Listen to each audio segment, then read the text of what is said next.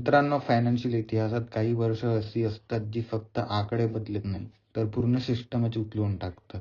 1971, 2008, 2020 आणि आता त्या यादीत अजून एक वर्ष कायमचं कोरलं जाणार आहे. 2026 हे वर्ष फक्त मार्केटसाठी नाही तर पूर्ण जागतिक अर्थव्यवस्थेसाठी एक टर्निंग पॉइंट ठरणार आहे. तुम्ही मागच्या काही महिन्यात एक विचित्र गोष्ट नक्कीच पाहिली असेल. साधारणपणे कमोडिटीजचं वागणं असं असतं की जेव्हा ती वाढतात तेव्हा सगळेच एकत्र वाढतात आणि जेव्हा ती पडतात तेव्हा सगळे एकत्रच पडतात. पण डिसेंबर 2025 मध्ये हे नियम मोडले गेले. यालाच म्हणतात द ग्रेट डायव्हर्जन्स. एका बाजूला क्रूड ऑइल होतं, ते तुटत तुटत $62 प्रति बॅरलच्या खाली आलं. कारण स्पष्ट, सप्लाय जास्त होती आणि डिमांड कमकुवत. ईव्हीज, रिन्युएबल एनर्जी आणि स्लोईंग ग्लोबल ग्रोथ. पण दुसऱ्या बाजूला मेटल्स मार्केटमध्ये अक्षरशः आग लागलेली होती. गोल्डने $4500चा ऐतिहासिक टप्पा पार केला आणि सिल्वरने $78 क्रॉस केले आणि कॉपरने तर पूर्ण इतिहासच बदलला. $14,000 प्रति टन वर आला.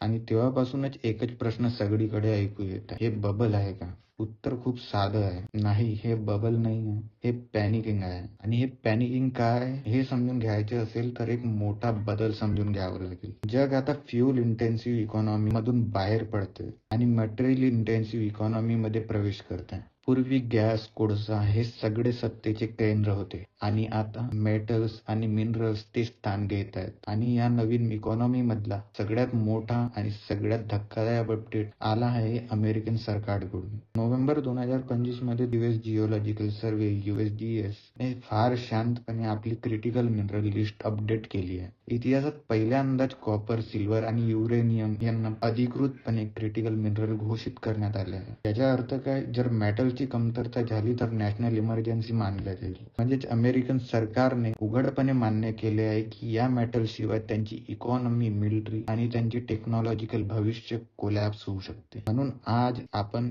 हा संपूर्ण मेटल सुपर सायकल 4 भागात समजून घेणार आहोत. Number 1, demand drivers. सगळ्यात आधी बोलूया त्या मेटल बद्दल जो नव्या युगाचा ऑक्सिजन आहे, कॉपर. लोक अजूनही म्हणतात AI म्हणजे सॉफ्टवेअर आहे. ही खूप मोठी चूक आहे. AI म्हणजे हार्डवेअर आहे. ChatGPT, जेमिनाय, डीपसीक, ग्रोक हे सगळे हवेत चालत नाही. त्यांना चालवण्यासाठी प्रचंड मोठे डेटा सेंटर्स लागतात.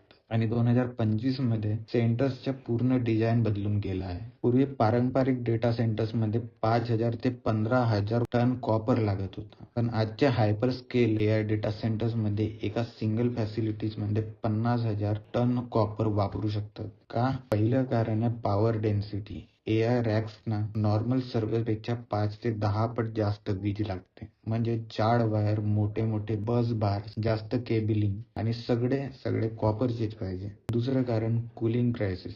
AI GPU चिप्स इतकी उष्णता निर्माण करते की एअर कूलिंग फेल ठरतं. त्यांना लिक्विड कूलिंगच लागते आणि लिक्विड कूलिंग मध्ये एक कठोर नियम आहे, नो ॲल्युमिनियमचा. कॉपर आणि ॲल्युमिनियम एकत्र आले तर गॅल्व्हॅनिक करप्शन होतो. म्हणून कूलिंग पाईप्स 100% कॉपरचेच असतात. ब्लूमबर्ग NEFच्या मते फक्त डेटा सेंटर्स कॉपरची डिमांड 2028 पर्यंत 5.72 लाख टन प्रति वर्ष होणार आहे. आणि ही डिमांड आहे प्राइस इनइलॅस्टिक. म्हणजे मायक्रोसॉफ्ट, गुगल किंवा Amazonला कॉपर $10,000 आहेत की $15,000 आहेत काही फरक नाही पडत. सर्व्हर चालू ठेवायचेच आहेत त्यांना. Point number 2, silver. शांतपणे संपत चाललेला मेटल.